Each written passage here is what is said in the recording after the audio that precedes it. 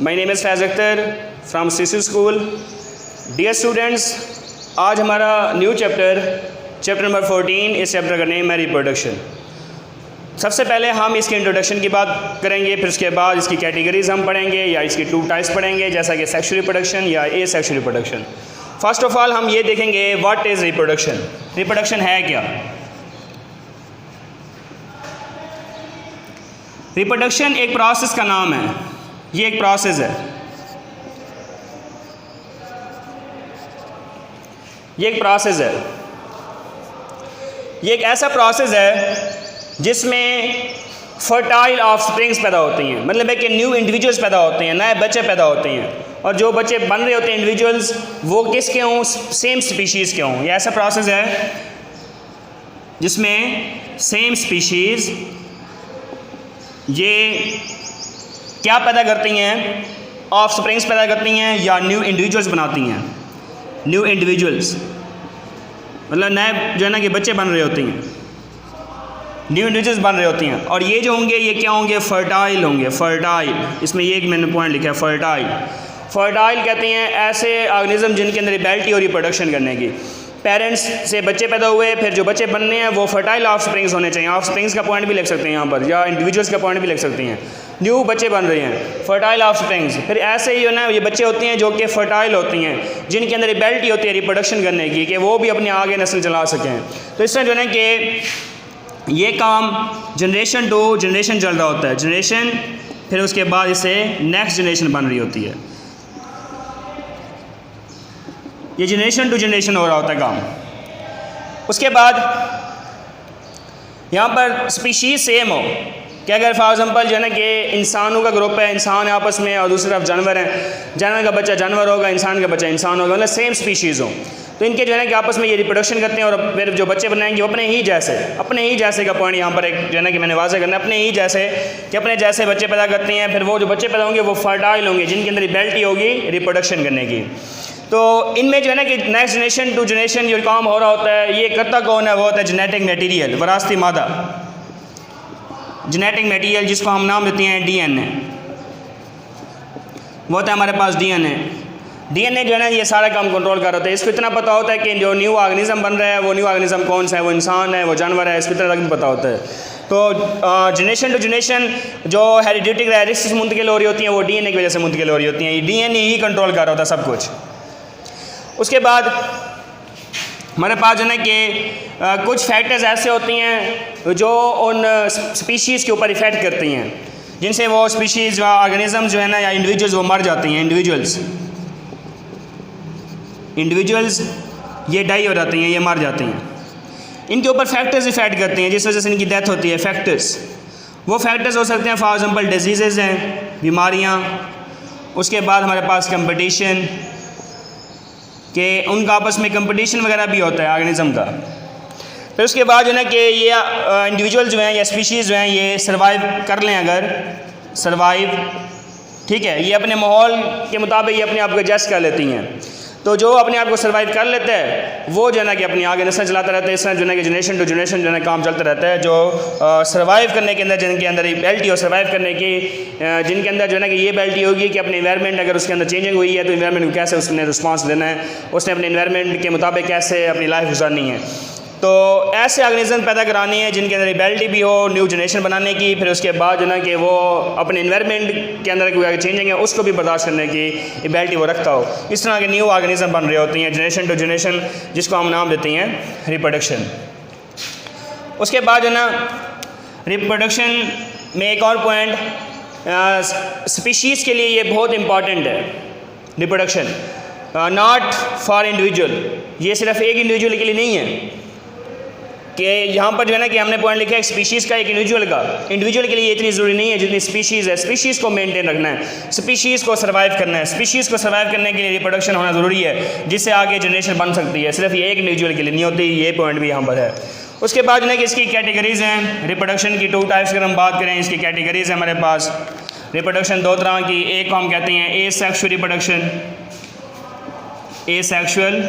Reproduction, और दूसरी होती है हमारे पास sexual reproduction.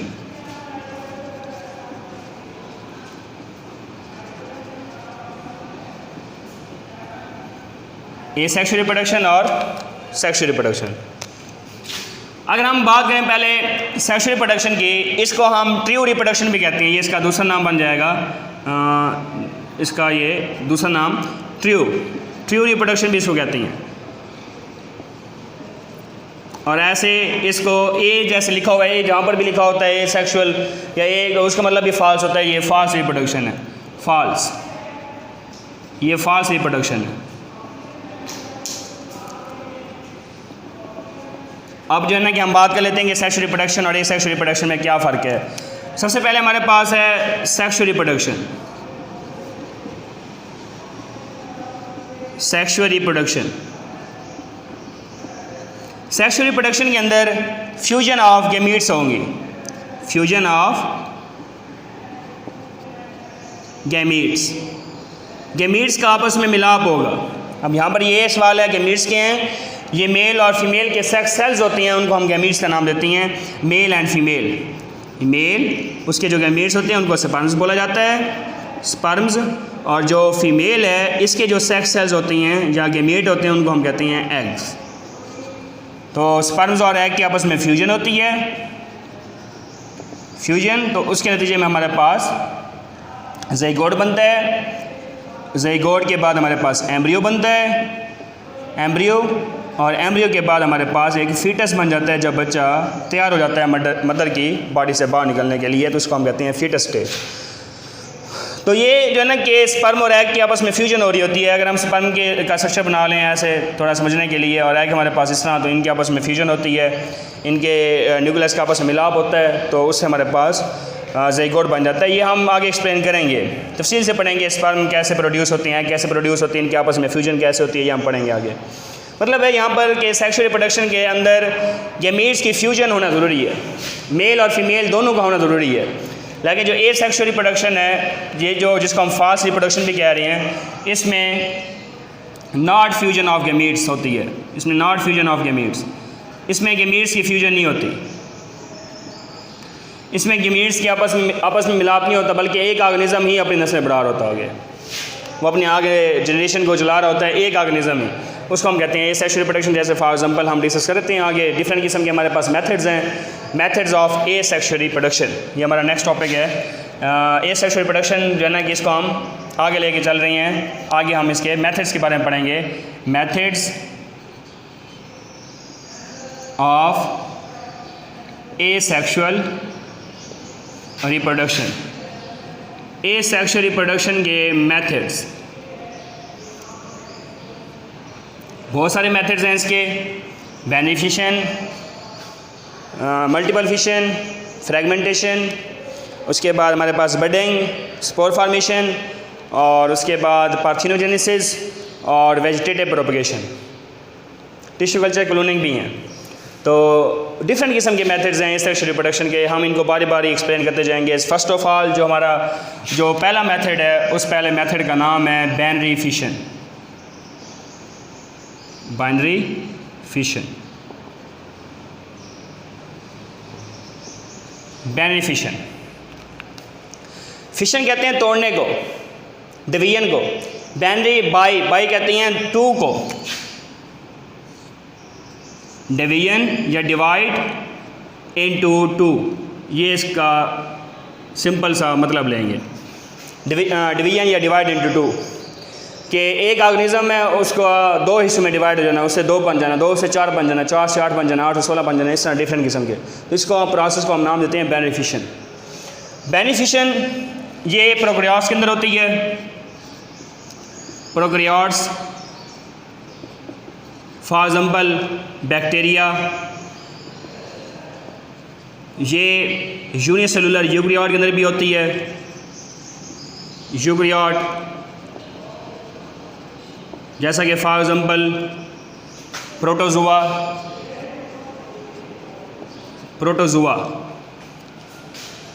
Amoeba, unicellular eukaryote, amoeba भी इसकी एग्जांपल है, अमेबा।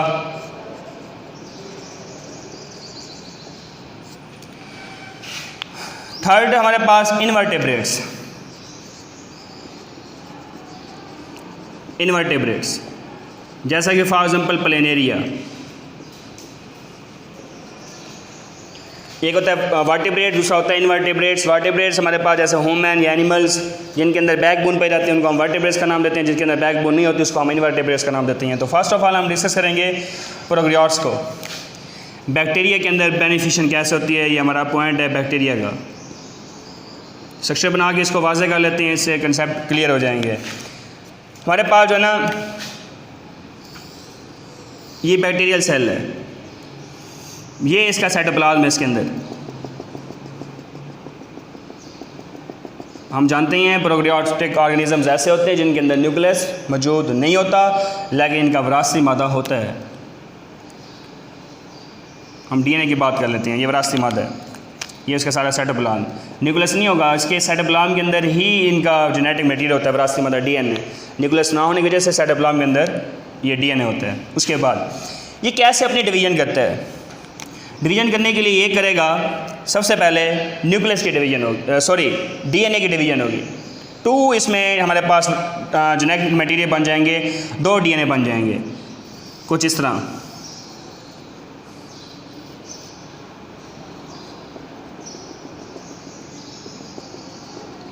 ऐसे इसमें एक डीएनए एक पोल पर होगा, दूसरा डीएनए दूसरे पोल पे होगा। उसके बाद इसकी जो सेल मेम्ब्रेन है, इसकी जो मेम्ब्रेन है ये अंदर की तरफ इन्वेजिनेट कर जाती है। अगर ये मेम्ब्रेन है, सेल है, ये अंदर की तरफ इन्वेजिनेट कर जाएगी, अंदर की तरफ धंस जाएगी, दरमियान में जो है ना कि एक फ्रो लाइक स्ट्रक्चर बन जाएगा। तो ये जो है ना कि जो नाली बनी है, ट्यूब बनी है, तो उस वो ट्यूब क्या करेगी, इस सेल को 2 हिस्सों में डिवाइड कर देगी। तो इसकी सेल मेम्ब्रेन अंदर की तरफ इन्वेजिनेट कर जाती है इस तरह।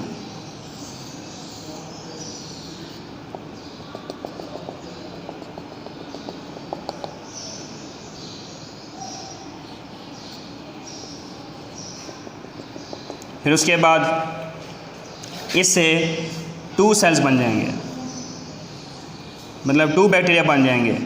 एक बैक्टीरिया ये, एक बैक्टीरिया ये इसके साइटोप्लाज्म, इसका डीएनए, ये इसका साइटोप्लाज्म और डीएनए। तो ये है बैक्टीरिया के प्रोकैरियोट्स के अंदर डिवीजन कैसे हुई। तो देख सकते हैं आप कि एक ऑर्गेनिज्म से 2 ऑर्गेनिज्म बन गए, तो इसको कहते हैं बेनिफिशिएंट। तो ये प्रोकैरियोट के अंदर ये प्रोसेस पाया जाता है। इस तरह आप इसको एक्सप्लेन कर सकते हैं, इसको जो है ना कि थ्योरी के अंदर लिख सकते हैं कि बैक्टीरिया जो है ना कि है, फिर उसके बाद जो है ना कि इसकी सेल मेम्ब्रेन होती है, इसका डीएनए होता है। सबसे पहले डीएनए की डिवीजन होती है, 2 डीएनए बन जाते हैं, एक डीएनए एक पोल की तरफ, दूसरा डीएनए दूसरे पोल की तरफ। उसके बाद सेल मेम्ब्रेन अंदर तरफ इन्वेजिनेट कर जाती है, धंस जाती है, पिंच कर जाती है। फिर उसके बाद उसी जो है ना कि सेल मेम्ब्रेन की बेस पे ये एक सेल 2 हिस्सों में डिवाइड हो जाता है। इसको हम कहते हैं प्रोकैरियोट के अंदर डिवीजन कैसे बेनिफिशिएंट। सेकेंड हमारे पास है, वो है यूनिसेलुलर यूकैरियोट। अमेबा की एग्जांपल लेंगे आप। अमेबा यूनिसेलुलर यूकैरियोट के अंदर कैसे जो है ना कि डिवीजन हो रही होती है, एक सेल 2 हिस्सों में डिवाइड कैसे हो जाता है, ये हम डिस्कस करेंगे। हम अमेबा का स्ट्रक्चर बना लेते हैं कुछ इस तरह, ऐसे ये साइटोप्लाज्म उसका। लेकिन यहाँ पर एक और बात, अमेबा यूकैरियोट है, इसका डीएनए होता है, उसके बाद इसका न्यूक्लियस भी होगा, इस न्यूक्लियस के अंदर ही इसका क्या होगा, डीएनए होगा। न्यूक्लियस का यहाँ पर एक पॉइंट लिख लेते हैं, ये न्यूक्लियस है, न्यूक्लियस, ये न्यूक्लियस है। उसके बाद दूसरा काम यहाँ पर फिर क्या होगा, अब न्यूक्लियस की डिवीजन होगी, न्यूक्लियस डिवाइड करेगा।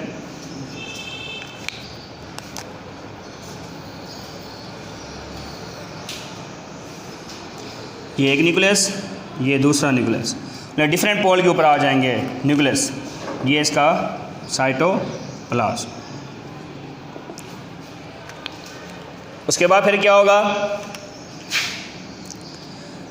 न्यूक्लियस की डिवीजन भी हो गई। अब जो है ना कि ये अमेबा जो है 2 हिस्सों में डिवाइड हो जाएगा कुछ इस तरह। ये इसका साइटोप्लाज्म, ये इसका साइटोप्लाज्म, और जो ये हमारे पास एक न्यूक्लियस, ये हमारे पास दूसरा न्यूक्लियस। मतलब है कि जो डिवीजन हो रही है उसमें न्यूक्लियस काम कर रहा है। न्यूक्लियस की डिवीजन, न्यूक्लियस से जो है ना कि एक सेल 2 हिस्सों में डिवाइड हो रहा है। ये जो है ना किसके अंदर प्रोसेस पाया रहता है, ये होता है ऑर्गेनिज्म अमेबा के अंदर। और ये बेनिफिशिएंट है, जिसमें आप देख सकते हैं 1 से 2 ऑर्गेनिज्म बन रहे हैं। हमारे पास थर्ड कैटेगरी इनवर्टिब्रेट्स। इनवर्टिब्रेट्स में फॉर एग्जांपल प्लेनेरिया, प्लेनेरिया। एकेनोडर्म्स वगैरह भी आ सकती हैं, वो भी ऑर्गेनिज्म है एकेनोडर्म्स। प्लेनेरिया ये इनवर्टेब्रेट्स होते हैं जिनके अंदर रीढ़ की हड्डी नहीं होती। तो ये हमारे पास है ना कि कुछ प्लेनेरिया का स्ट्रक्चर है।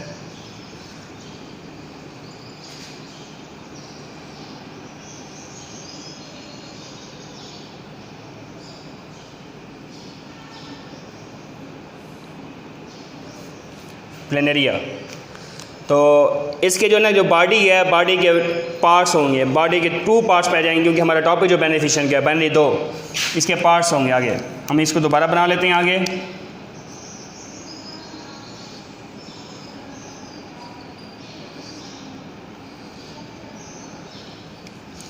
इसके बॉडी के पार्ट्स किए जाएंगे ऐसे, इसके 2 पार्ट्स बन जाएंगे। नेक्स्ट इससे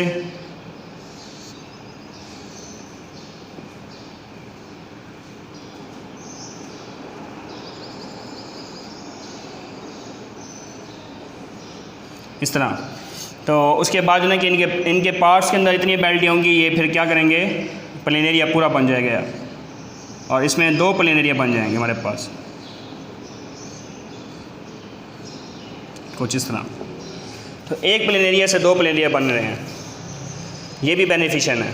लास्ट पॉइंट, उसके बाद हम टॉपिक एंड कर रहे हैं। हमारे पास एक तो बेनिफिशियन होता है, दूसरा होता है हमारे पास मल्टीपल फिशन। मल्टीपल फिशन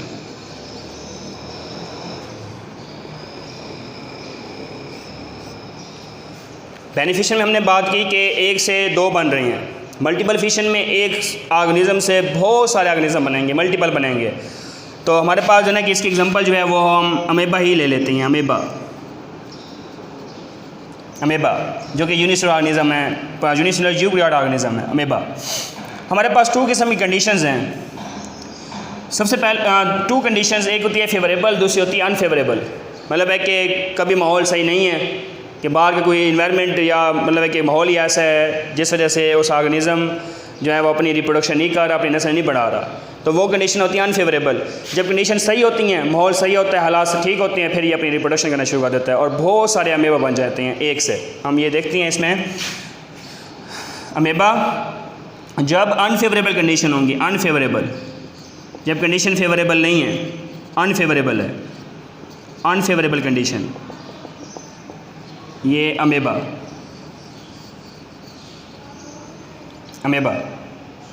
ये इसका न्यूक्लियस। जब कंडीशन फेवरेबल नहीं होंगी तो इनके बाहर होल लाइक स्ट्रक्चर बन जाएगा, ये इसके बाद जो है कवरिंग आ जाएगी कुछ इस तरह।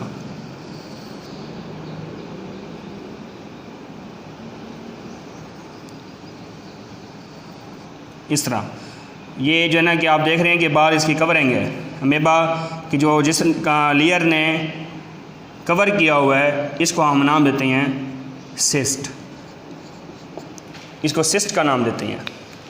ये जो बाहर खोल नज़र आ रहा है, बाहर कवरिंग नज़र आ रही है, जिसने अमेबा को ढांपा हुआ है, ये समझ या कवर किया हुआ है, उसको सिस्ट नाम देते हैं। जब कंडीशन अनफेवरेबल होती हैं, अनफेवरेबल, उसके बाद जब कंडीशन फेवरेबल होने शुरू हो जाती हैं तो इस न्यूक्लियस के अंदर जो है ना क्या होती है, डिवीजन होना शुरू हो जाती है, न्यूक्लियस की डिवीजन। अमेबा को हम बना लेते हैं दोबारा इस तरह। जब कंडीशन क्या होंगी, फेवरेबल का पॉइंट यहाँ पर लिख लेते हैं, जब कंडीशन फेवरेबल होती हैं।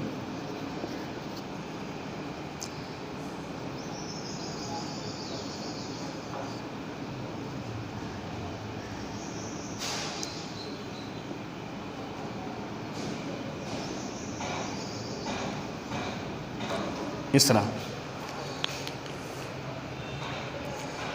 तो इसमें जो है ना कि न्यूक्लियस जो है ना वो डिवाइड हुआ है, उससे बहुत ज़्यादा न्यूक्लियाई बन गए हैं, बहुत ज़्यादा इसमें न्यूक्लियाई बन रही हैं। अब जो है ना ये फिर जो न्यूक्लियाई होंगे ये आपस में क्या होंगे, सेपरेट होना शुरू हो जाएंगे और इससे जो है ना न्यू अमेबा बनता जाएगा। हर न्यूक्लियस से या हर जो है ना कि पार्ट से, ये पार्ट ही हो गए हैं, ये हिस्से बन गए हैं, तो इस तरह अमेबा बनते जाएंगे ये कुछ इस तरह ऐसे। और हर अमेबा का अपना न्यूक्लियस होगा। आप देख सकते हैं कि एक से बहुत ज़्यादा ऑर्गेनिज्म बन रहे हैं, बहुत ज़्यादा अमेबा बन रही हैं, इसको हम नाम देते हैं मल्टीपल फिशन जो कि हमने ये कहा कि जब कंडीशन अनफेवरेबल होती हैं सिस्ट बन जाती है, जब कंडीशन फेवरेबल होती हैं सिस्ट वहाँ पर ख़त्म हो जाएगी, न्यूक्लियस की डिवीजन बहुत ज़्यादा होती है, फिर उसके बाद जो है ना वहाँ पर पार्ट्स बन जाते हैं और एक अमीबा से बहुत ज़्यादा अमीबा बन रहे थे। तो डियर स्टूडेंट्स, ये आज का हमारा टॉपिक था कि इंट्रोडक्शन क्या है रिप्रोडक्शन का।